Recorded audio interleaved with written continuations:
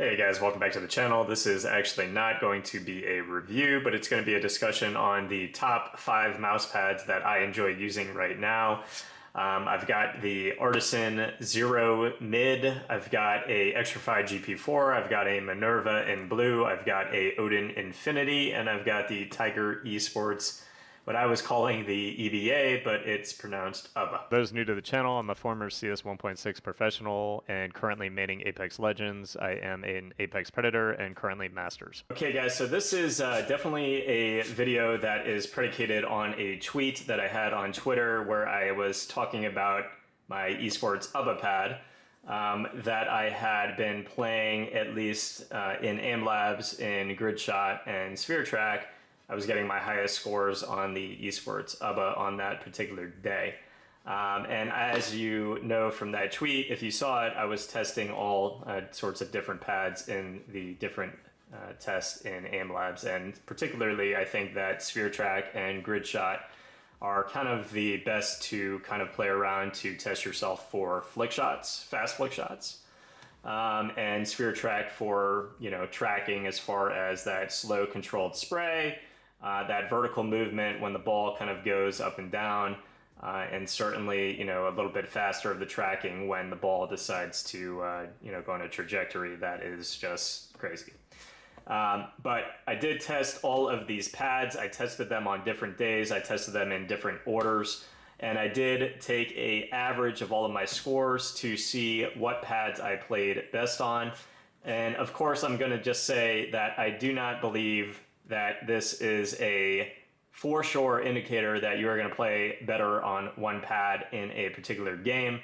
Again, that is primarily because Aim Labs is not a one-to-one tracker or scenario, real life scenario in the game.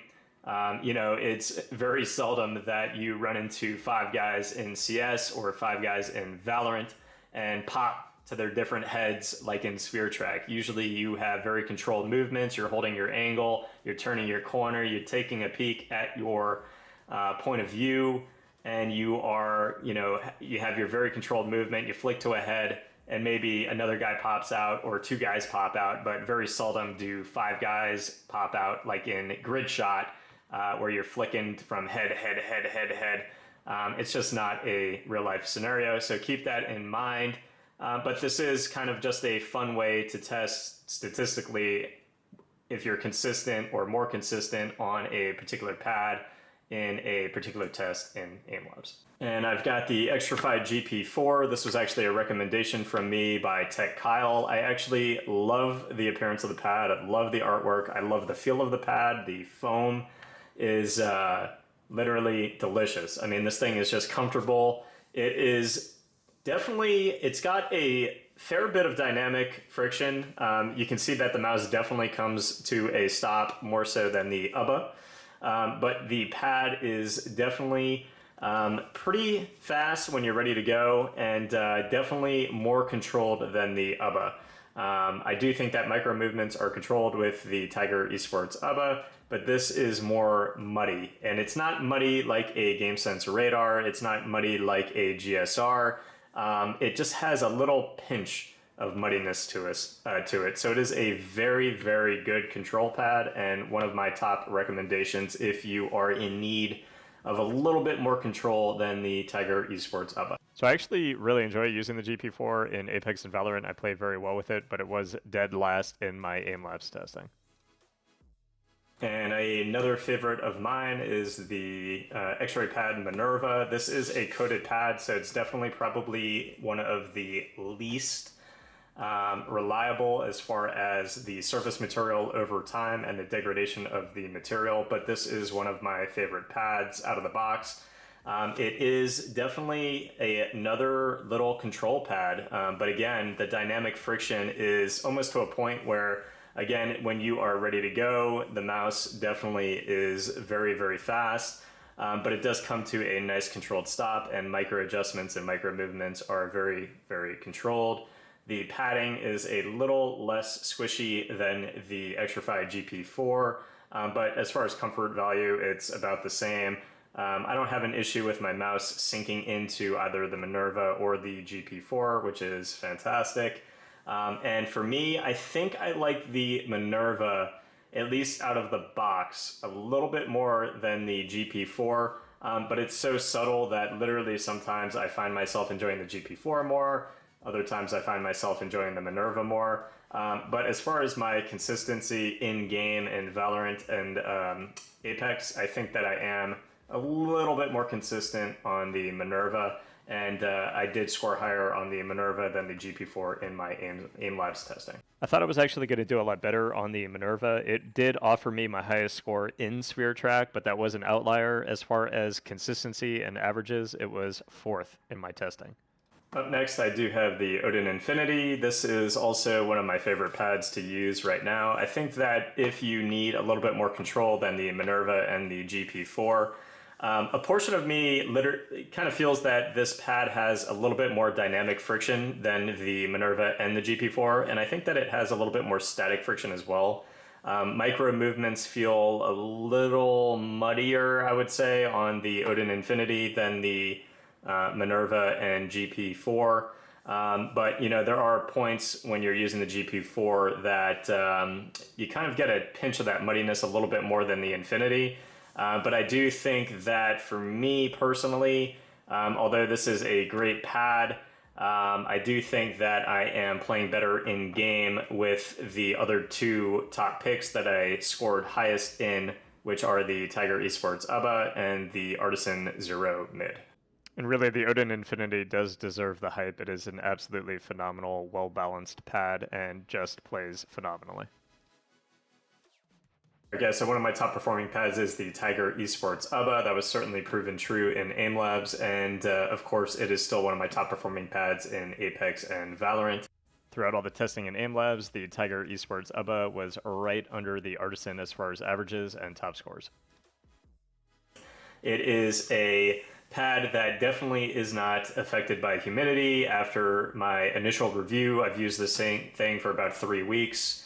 4 weeks since my initial review, and I have absolutely no issues with wear and tear, no issues with humidity. And I can say that I really do appreciate the glide on this thing. It is very, very fast when you are applying any bit of force, but when you are actually coming to a stop, it is very controlled. And as far as micro movements as well, it is very controlled. It is not a muddy control pad. It's definitely not a GameSense radar.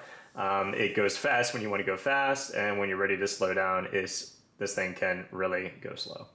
And last but not least, I do have the Artisan Zero Mid. For me, this is kind of a happy medium pad as well. I mean, this is definitely not a muddy control pad. It has a lot of control for micro movements, and likewise, I do not have any issue as far as feeling muddiness during active motion. I feel like the dynamic friction might be a little bit higher than the Minerva and a little bit less than the GP4. Just a really overall solid performing pad. It's definitely the highest quality, of course. Everybody knows Artisan is the highest quality as far as it comes to the stitched edging and just the overall quality of the surface material and the pad. I really do like the mid version of this pad. I tried the soft, I tried the extra soft. I just find that I am a little bit more consistent with the harder foam. It is, of course, faster than the soft and extra soft in the Zero because you're not sinking into that foam and getting that extra control or muddiness. So for me, this is definitely my top performing pad, at least in aim labs. But honestly, again, I very, very often swap between the Tiger Esports UBA. I find that some days I just play better on the UBA, some days I play better on the Artisan. And that, of course, is because aim labs, while it is a kind of statistical way that you can view hard results of how you are performing on a pad, it's just not real world scenarios, as if you are ranking up or playing ranked Apex or Valorant. It's certainly, grid shot is very different than any scenario that you're ever going to face in Valorant. You're not popping between 18 different heads that are popping up in a single round. Usually you are very controlled in your movements, and maybe you'll get 3-4 flicks But it's a very rare scenario where you're turning a corner and you've got 5 heads that you have to pop, pop, pop, pop, pop. And likewise, when I was playing professional Counter-Strike, it was more about controlled spray, taking a position, and that is really not a scenario, obviously, in grid shot. Sphere track is probably a better test for that controlled spray, slow spray, like in CS:GO when you are mowing down a team. In Valorant, I feel like the spray is more so kind of in short bursts just because of the bullet pattern and trajectory is absolutely horrible at times. I feel like you're never finding yourself, holding your spray down and controlling it like we did in CS 1.6. But I do feel that in Apex, this is a very consistent pad. I had a absolutely wonderful time with tracking type movements. I did score highest on average on this pad in Sphere Track, but my highest score in Sphere Track, which was definitely an outlier, was on the Minerva, which I think was about 122. Of course, I am not a Aim Labs player. I don't play Aim Labs all day, every day. I'm not trying to improve my score in Aim Labs. And I'm certainly somebody coming from a professional background that I feel that my aim is definitely not going to improve playing Aim Labs. The only way I'm going to improve and increase in game is more so of the head factor.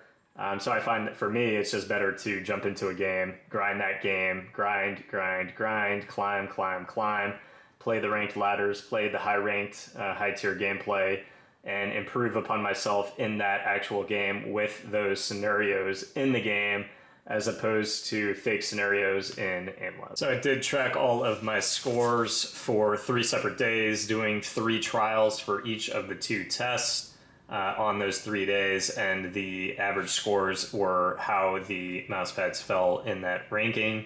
I do think that it is a good way to test if how you are actually feeling about a pad is accurate. Sometimes we have multiple pads and it's really hard to choose between one or the other. And I think that looking at the statistical numbers in the different tests is kind of a good way to see, am I really playing better on one pad or the other? And that's really the point of this video. It's just how, to show you guys how I test the pads to kind of get an idea, if I'm playing better on one or the other.